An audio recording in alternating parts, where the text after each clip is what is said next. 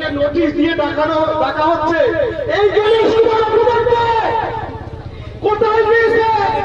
1 কোটি 36 লক্ষ মানুষকে নোটিশ দিয়ে ডাকতে হবে, দেখাতে হবে। যখন এসআইআর হয়, এসআইআর সময় যখন ঘোষণা দেয় তখন বলেছিল যাদের 2002 এর লিস্টে নাম আছে এদেরকে কোনো নোটিশ দেওয়া হবে না, এটাও বলেছিল।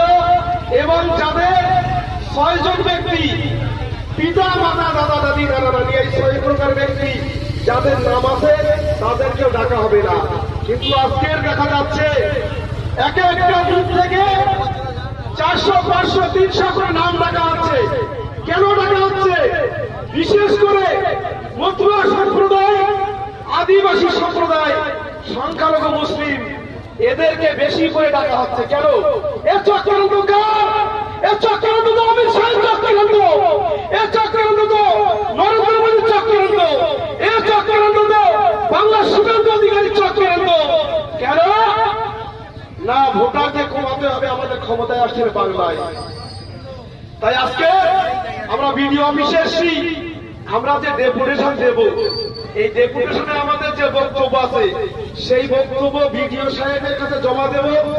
একদিন অপেক্ষা করব, যদি সেই বক্তব্য অনুযায়ী বিডিও সাহেব কাজ না করে আমরা আজকে অল্প সংখ্যক নিয়ে এসেছি বাদুড়িয়া বিডিও অফিসে আমরা স্তব্ধ করে দেব। সেদিন কারোর কথা আমরা মানব না।